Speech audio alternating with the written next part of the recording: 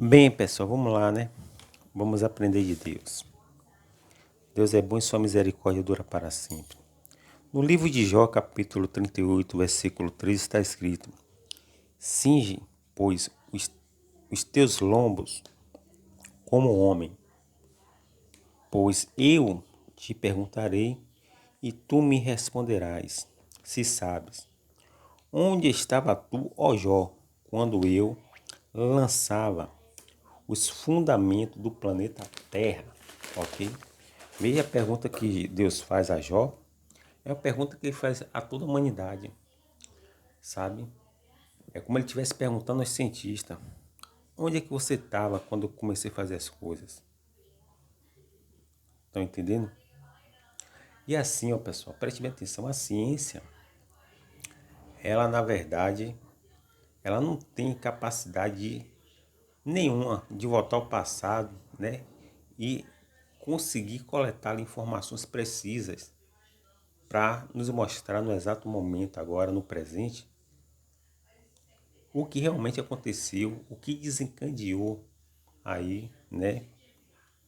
Toda essa grandeza aí que é o universo, o sistema solar e o planeta Terra, da onde surgiram.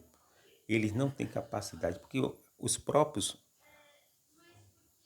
cientistas, os cosmólogos, né, os paleontólogos, os arqueólogos, eles se deparam em uma grande depressão. Depressão essa que eles não têm resposta para tudo, sabe?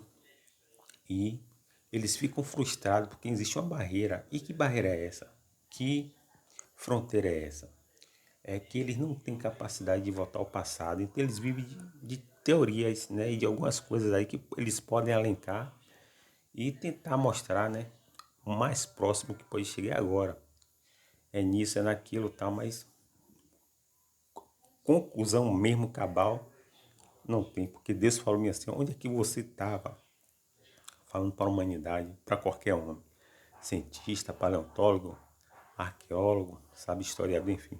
Onde é que você estava quando eu fundei os fundamentos da Terra? Até então que eu sei, homem não existiu, porque assim, ó, segundo a cosmologia, o universo tem cerca de 15 bilhões de anos, segundo eles lá, né?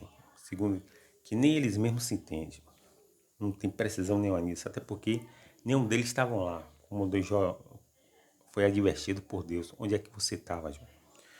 Segundo, preste bem atenção. Segundo, Deus, ele é um ser espiritual, sabe? Ele é impalpável. Não tem como examinar Deus. O mundo espiritual não tem como ser examinado pelo que é físico. Deus transcende esse mundo. E a Terra, ela na verdade data de cerca de, acho que uns 5 bilhões de anos. Tá entendendo? E a humanidade vai surgir de um tempo para cá. Tá entendendo? Então, fica muito difícil de qualquer cientista tentar, com detalhes ou riqueza de detalhes, mostrar todo o processo de como se construiu o universo, de como se construiu o planeta Terra. Por que eu estou falando isso? Estou falando isso, irmão, porque assim, hoje nós vamos debulhar aí o livre-arbítrio. Tá entendendo? E o livre-arbítrio vai começar com algumas perguntas que eu vou perguntar a vocês e eu mesmo já sei quais são as respostas. Tem pessoas, irmão, que nascem sem pedir. Todo mundo nasce sem pedir, sabe? Você nasce sem pedir e nasce num lugar onde você nem quer, tá entendendo? Você tem uma religião que foi imposta a você, colocar essa religião em você. Você só é cristão porque você aqui nasceu no Ocidente. Se você nascesse no Oriente, provavelmente você ia ser muçulmano, tá entendendo? Principalmente naquelas questões ali do Oriente Médio, você ia ser muçulmano. O local influencia muito a religião que ia ser imposta a você. Então, só aqui já quebra o livre-arbítrio. Tá entendendo? Outra coisa que quebra o livre-arbítrio é o seguinte.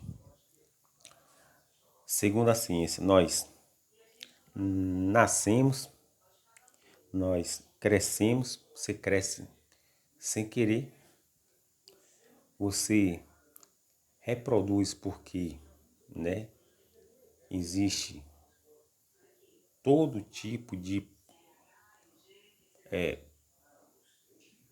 programa biológico para que você venha reproduzir, porque você tem testosterona. Se você for homem, se você for mulher, você vai ter progesterona. Mas no homem isso aí é extremamente 1 bilhão de vezes mais forte do que o da mulher. Então o homem é o tipo de ativo, caçador. A mulher não, a mulher é passiva. E depende, a espécie humana depende mais do homem para se manter do que da mulher. Porque se dependesse da mulher, a humanidade ia entrar em extinção, porque elas não ligam para isso aí, tá entendendo? Isso aí Deus deu ao homem, por conta da libido e por conta da testosterona. Então, nós nascemos sem pedir, crescemos sem pedir, reproduzimos por questões de que não tem como fazer nada, né? E também tem opções, mas só é opções mesmo. E nascemos, crescemos, reproduzimos, envelhecemos. Você não quer envelhecer, mas envelhece. Tem um bocado de atrizes aí, um bocado de gente aí, mundo afora, tentando fazer plástica, sabe? Se auto-rejuvenescer, né? Produzindo lipoaspiração, fazendo uma série de situações aí, né? Se submetendo a várias cirurgias cirúrgicas e tal. Tudo para não envelhecer, mas não adianta. Então, outra coisa que fugiu dos nossos domínios. O tempo. Você envelhece. Não tem para onde correr. Ok? E morremos. Você pede, você não pede. Para nascer, nasce. E morre sem querer. Tá entendendo? Você não pede para nascer e morre sem querer. E no meio daí você vai sofrendo algumas situações em que você não tem capacidade nenhuma aí de controlar, a não ser aí essa questão da natalidade, né? Que isso é opcional. Ter filho é opcional. Não quer dizer que você tenha livre-arbítrio. Ok? Então, nisso aí você já vê que você não tem livre-arbítrio. Você não escolheu seu idioma, você não escolheu seus pais, você não escolheu sua família. Aí tem muita gente que até amaldiçoa a família que tem, né? Ela não queria nascer nessa família. Ela mesma confessa que ela não teve livre-arbítrio. Porque assim, quando ela fala mal da família dela, porque ela não queria essa família. Tem gente que amaldiçoa o país que nasceu. Ela não queria morar no Brasil, queria morar na onde? Na França, na Inglaterra, né? Em Portugal, na Europa. Eu queria morar no Canadá, nos Estados Unidos, no Japão, em qualquer lugar, menos no Brasil. Tem pessoas que amaldiçoam seu país, provando mais uma vez que se dependesse dela, ela não ia ser brasileira. Mas só que você nasceu no Brasil. Isso mostra que você não tem livre-arbítrio. Estou falando aqui de livre-arbítrio, e aqui eu estou te provando que você não tem livre-arbítrio. Quem anda pregando livre-arbítrio é esses loucos dos armenianos aí que não tem conhecimento nenhum, né? Outra coisa que você não tem livre-arbítrio é acerca de. Outra coisa que você não tem livre-arbítrio, irmão, é acerca de seu time, né?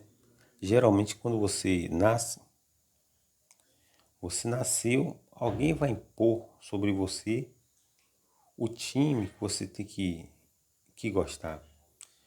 Ah, por exemplo, você é palmeirense, flamenguista, vascaíno, né? Você é gremista, enfim, torce para qualquer espécie de time aí do Brasil ou até fora. Mas isso aí, né? Se você for brasileiro, você não escolheu seu time, alguém escolheu por você e você abraçou porque você era pequeno. Você não teve livre-arbítrio para poder questionar. Então, irmão, assim, ó, você nasce preso dentro da barriga de sua mãe, vai ficar preso dentro de um planeta Terra e vai morrer preso, né, dentro de uma tumba, dentro de uma sepultura, dentro de um buraco, tá entendendo? E não existe livre-arbítrio. Outra questão que eu vou provar você que não tem livre-arbítrio é o seguinte: nenhum de seus órgãos internos depende de você. Nenhum. Por exemplo, eles são autodependentes, ok? Eles são autodependentes. Por exemplo, coração. Coração é dependente, meu irmão. Tá entendendo? Outro que é dependente é pulmão, todos os seus órgãos. Laringe, faringe, esôfago, estômago. O segundo cérebro, que é na verdade aí o sistema digestivo, todos eles não dependem de você, ok? Todos eles dependem sim deles mesmos, eles são autodependentes. Externamente, sim, aí você com seu cérebro você consegue mover sua mão, os seus olhos, então isso é externo. Mas internamente, meu irmão, não é o cérebro que manda no coração, tá entendendo? O cérebro não tem essa capacidade de mandar no coração. No dia que mandar parar, o coração vai parar e todo mundo vai morrer. Provando que você não tem livre-arbítrio, tá entendendo? Você não consegue mandar em seus órgãos internos, tá entendendo? Você só consegue através do cérebro, mandar nos externos, nos seus dedos e tal, provando que você também não tem livre-arbítrio.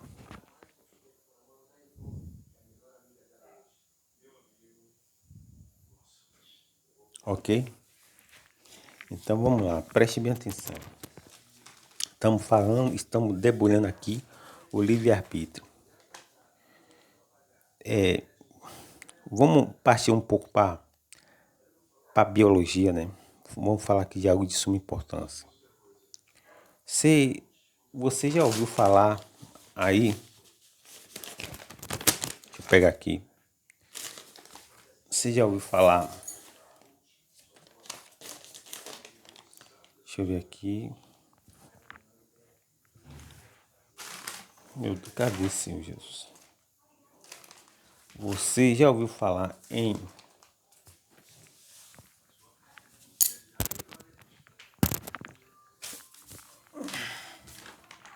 aleluias, dióxido de carbono e tal. Pronto, vamos lá, pessoal.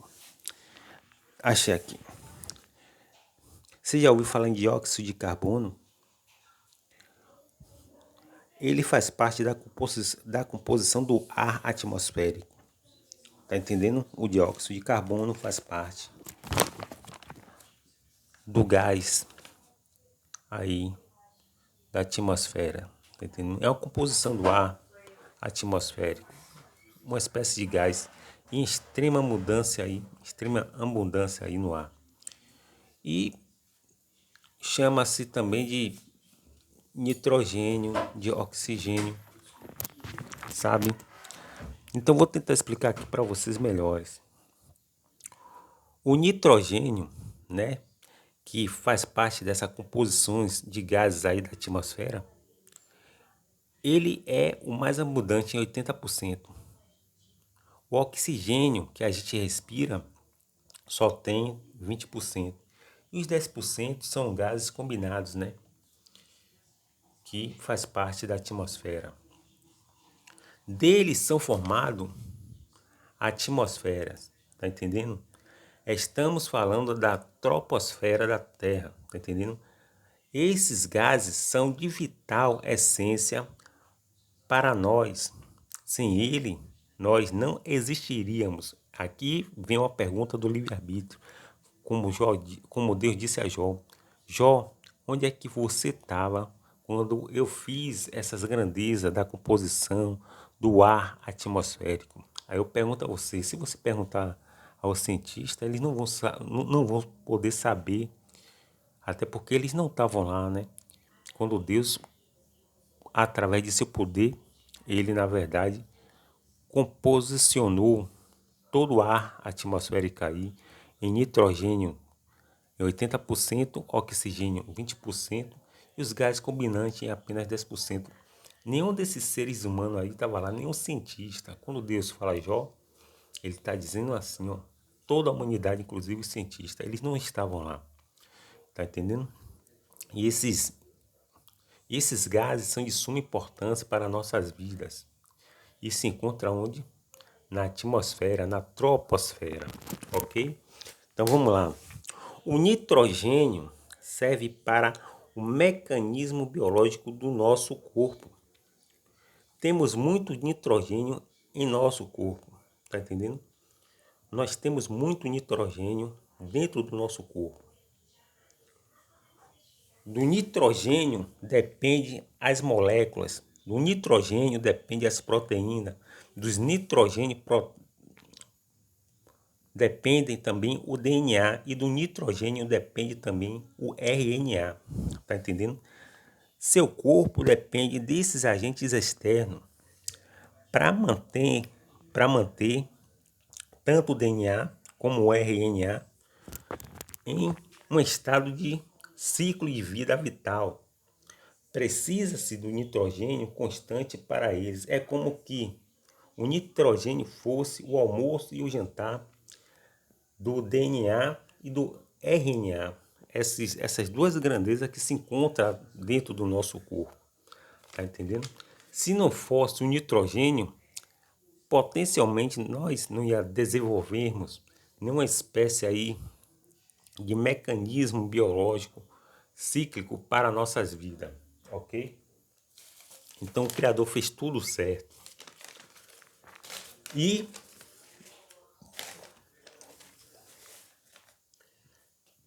só que o DNA e o RNA estão dentro de cada um de nós. E nós dependemos desses agentes externos, chamado de nitrogênio, para podermos viver aqui nessa terra. A pergunta é: você colocou algum nitrogênio, que são 80% de nitrogênio presente no gás da atmosfera da Terra? Você colocou um lá? Algum cientista colocou lá? Não. Cadê o livre-arbítrio? Se você tivesse livre-arbítrio, meu irmão, você ia ser Deus. É como se fosse o patrão, né? O patrão mandando o empregado até quando ele não acerta na Mega Sena. No dia que ele acertar na Mega Sena, ele deixa de ser empregado e não vai mais obedecer o quê? Ao patrão. Ele vai embora. Só que o Deus não é assim, Deus é soberano. Tá entendendo? Então preste bem atenção. Com Deus não é assim. Então, nós dependemos de tudo que Deus deixou aí. Isso não depende de nós, isso depende de Deus. Tá entendendo?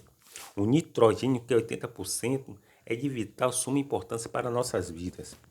E do nitrogênio, depende o DNA e depende o RNA, que estão dentro de cada um de nós. Tá entendendo? O nitrogênio vem através de alimentos. Que espécie de alimentos são esses? Quando você degusta ou ingere ou come carne, a carne contém proteína que você ingeriu, sabe? Tanto a carne como também qualquer espécie de vegetal contém proteína. E nessas proteínas se encontra o que? O nitrogênio, tá entendendo? É aí, meu irmão, é aí que entra algo de suma importância. É aí que entra algo de suma importância. Quando você come carne ou come vegetal, o verde, né, ele contém então nitrogênio, o que faz entrar em cena um elemento fundamental chamado de bactérias. Tá entendendo? As bactérias agora vão entrar em ação e potencialmente vai sim nos ajudar. Você respira.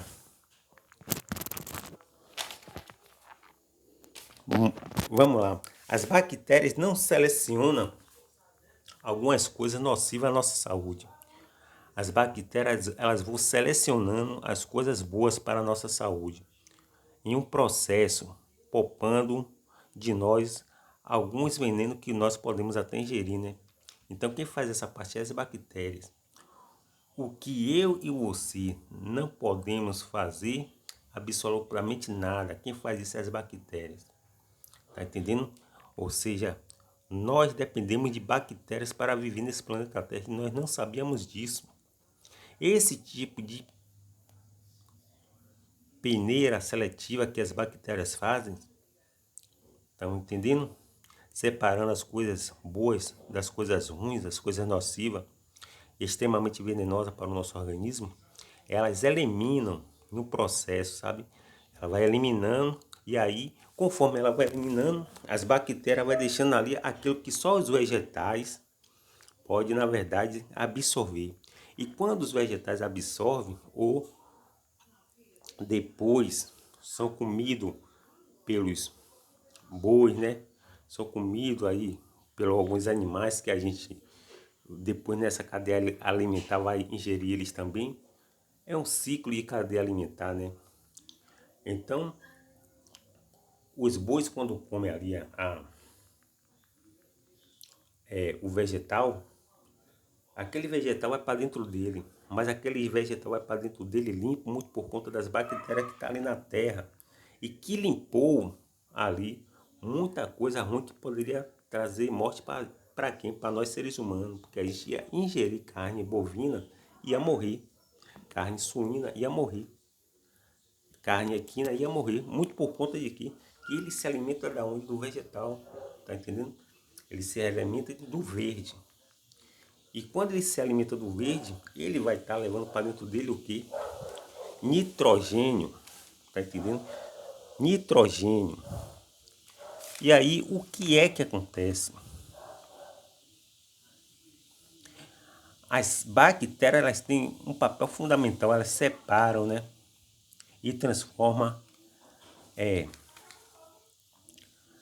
nitrogênio em amônia, tá entendendo? Transformando assim o solo em uma espécie de conversor. Ela converte o nitrogênio em amônia, ela converte o nitrogênio, isso é a bactéria, né? Ela converte o nitrogênio em amônia, em nitrito e em nitrato. Quem faz esse papel todo é a bactéria. Aí eu pergunto a você, os seres humanos entram aqui em nada, cadê o livre-arbítrio dele?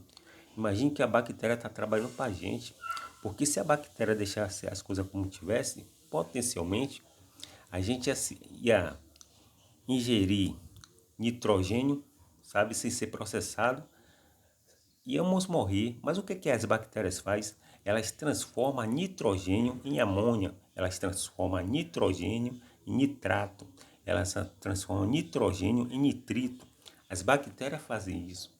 Depois que ela faz esse processo todo, o que é que acontece? Acontece que os bovinos, né, os bois, entre os outros animais, vai se alimentar da pastagem do verde, tá entendendo?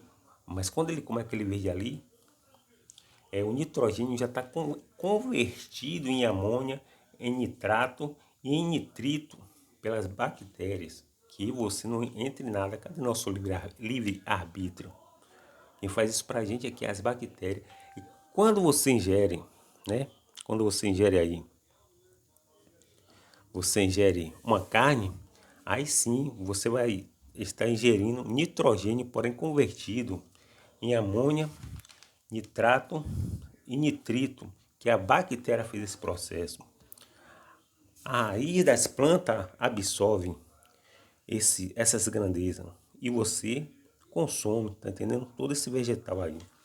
De alguma forma ou de outra, essas grandezas vai parar dentro do seu organismo, tá entendendo? Você respira também, irmão, para produzir energia. Quando você respira e você produz o quê? Energia para onde? Para a célula.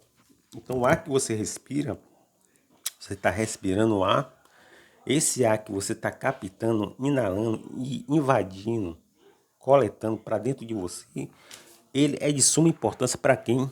Para as células. Você está colocando oxigênio dentro de você, tá entendendo?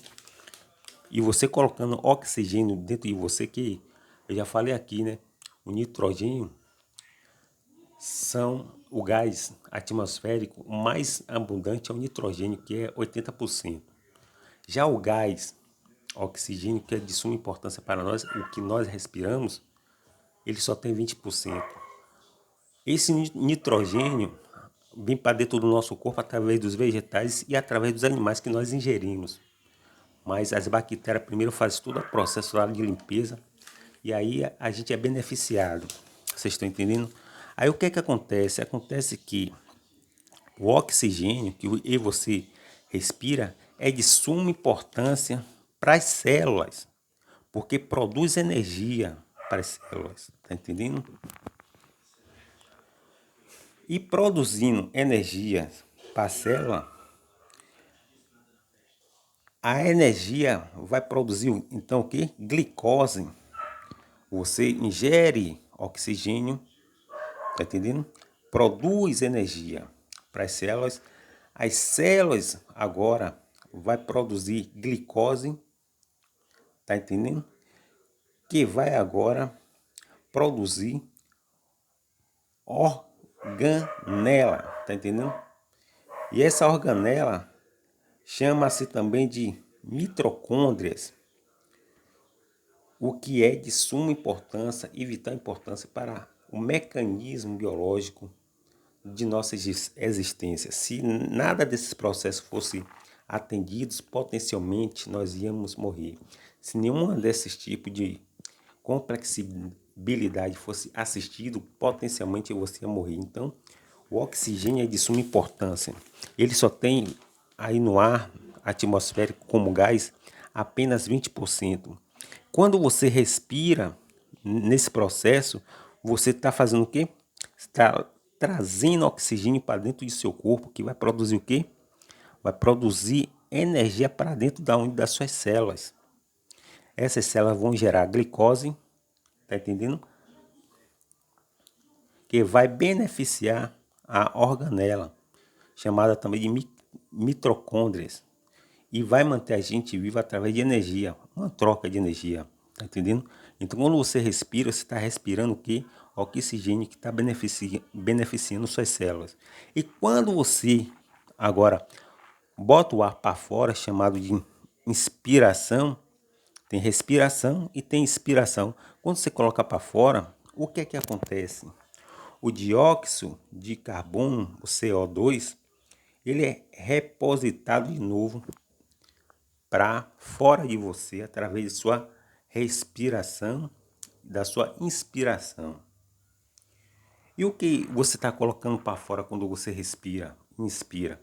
Você está colocando para fora o resíduo, o resto, o lixo de toda a nossa respiração. E quem é que vai se beneficiar com o lixo da nossa respiração? Quem vai se beneficiar com o lixo da nossa respiração, meu irmão, que é o gás carbônico, são as algas, são as bactérias, que é de mega hiper suma importância para nossas vidas. Você está entendendo? A gente ajuda as bactérias e elas também nos ajudam. Você já viu a importância como o Criador fez toda essa estrutura? E eu pergunto a você, a pergunta que não quer calar. Aonde é que você estava, Jó, quando Deus fez essas grandezas aí? Você respirando, você está trazendo oxigênio para dentro de você e dando energia a quem? As suas células. Quando você agora coloca o ar para fora, você agora está dando energia a quem? A quem te ajudou. Quem foi que te ajudou? As bactérias, tá entendendo? Porque se não fosse as bactérias, ela não ia fazer aquele processo, né, seletivo ali, onde ela separa algumas coisas nocivas para a nossa saúde, que ia ser absorvida pelas plantas, pelas raízes, pelos verdes. E esse verde que você coloca para dentro de nós através de, de vegetal, ia ser extremamente letal para a gente. Ou seja, alguém fez um processo aí de peneira para a gente não ser de alguma forma assim. A gente não, a gente não sofreu os danos, né? Podemos dizer assim. Então a bactéria trabalha de um jeito e o ar trabalha de outro, o oxigênio trabalha de outro. E nós, quando respiramos e colocamos o ar para fora, a gente está, sim, de alguma forma, ajudando as bactérias e as algas. Porque quando você bota tudo para fora, como o ar mesmo, que você coloca para dentro, o oxigênio, você bota para dentro, produz o que em você, ajuda as células, elas ficam energizadas. Mas quando você coloca o ar para fora, agora já ajuda a quem? As bactérias e as algas. Porque elas em algum momento estão nos ajudando, é uma troca de energia. Tá entendendo? E toda essa complexibilidade aí, meu irmão, Foi o Criador que fez. Aí a pergunta que não quer calar é o seguinte: você entra em quem nisso? Cadê seu livre-arbítrio? Tá entendendo? Então o homem não tem livre-arbítrio. O homem não tem livre-arbítrio nenhum. E pra gente definir aqui, tá entendendo? Pra gente definir, você vai entrar em um campo chamado de fotossíntese, aonde o Sol, que é a nossa estrela-mãe, é para nós de suma importância, muito porque assim, ó, as plantas, elas vão praticamente produzir seus próprios alimentos, tá entendendo? As plantas, elas produzem seus próprios alimentos através da, da emissão da luz solar, tá entendendo? Ela faz isso através da emissão da luz solar, ou seja, se Deus não colocasse o solar, você veja a importância do sol na nossa vida. O sol tá lá, né? Mas tem coisas que o sol tá fazendo que você nem imagina. Por exemplo, tem uma vitamina no nosso corpo que ela só é ativada por conta do sol. Se o sol não fizesse isso aí, provavelmente nós também íamos morrer por conta de que a gente não ia desenvolver essa vitamina. Tá entendendo? E aqui entra a luz do sol de novo, né? Onde, através da emissão da luz do sol, da luz solar, ela vai sim, de alguma forma, produzir gás carbônico, o CO2, que produz glicose, sabe? E que, por sua vez, produz açúcares. E esses açúcares, eles chegam nos nossos pratos através de quê? Vai chegar através dos vegetais, das frutas, tá entendendo? Quando você come uma maçã, isso dependeu do sol, tá entendendo? Você comeu uma maçã, uma pera, uma banana, qualquer espécie de fruta, você vai ver que ela já tem o seu açúcar próprio. Quem produziu isso aí foi o sol. O sol ajudou para isso acontecer, tá entendendo? Esse é o papel fundamental do sol que você nem percebe. Eu pergunto a você, cadê seu livre-arbítrio? Tá entendendo? Você não tem livre-arbítrio. Se você tivesse livre-arbítrio, você era Deus. Tá entendendo? Então, pessoal, assim, ó, o sol tem importância muito, muito significativa na nossa vida. Tá entendendo? Porque assim, o sol se une ao gás carbônico, que por sua vez vai produzir glicose, que por sua vez a glicose vai produzir o que? Açúcares. Tá entendendo? O gás carbônico ele entra através das folhas e a luz do sol fornece energia para esse processo que produz glicose e açúcar nas plantas. E aí, de outra forma, as plantas liberam o que também? Oxigênio. E o oxigênio é de suma importância para nós, muito porque nós respiramos oxigênio. Quando você respira oxigênio, acontece aquilo que eu já falei para você. Você está mantendo as células vivas, porque você está levando energia para ela. Mas ela você só está levando energia para a célula porque, né? Porque as plantas estão liberando. E se as plantas estão liberando, porque o sol está trabalhando para que produza nela, aí, através da união com dióxido de carbono, os as glicose que vai produzir açúcares, tá entendendo? Então é um processo cíclico assim, um atrás do outro, sabe? Que vai acontecendo. E aí, meu irmão, para manter a nossa espécie na Terra, só um Deus maravilhoso. Por outro caso também, irmão, podemos citar aqui, né? Coisas também que tá além da capacidade do homem. E o homem não entra em nada. Por exemplo, o ciclo da chuva, evaporação, condensação e precipitação. Tá entendendo? Evaporação porque sobe em gás. Condensação porque forma as nuvens. E precipitação porque chove. E com isso aí rega toda a terra e rejuvenesce tudo de novo. e mantém a vida na terra, a vida microbiana e todas dependem da chuva. Aí eu pergunto que não quer calar, estou falando a nível científico. Onde é que os seres humanos entram aí? Nada. Então o homem não tem livre-arbítrio. Tá entendendo? O homem não tem livre-arbítrio nenhum. Existe um Deus soberano que governa sobre os céus e a terra. Ele faz o que quer, com quem quiser e quando bem quiser. Como ele chegou para Jó e falou: Jó, onde é que você estava? Sem trinquê. E Jó viu que tudo isso aí é extremamente complicado. Você vê que a ciência se perde diante da grandeza de Deus. Que Deus continue nos abençoando.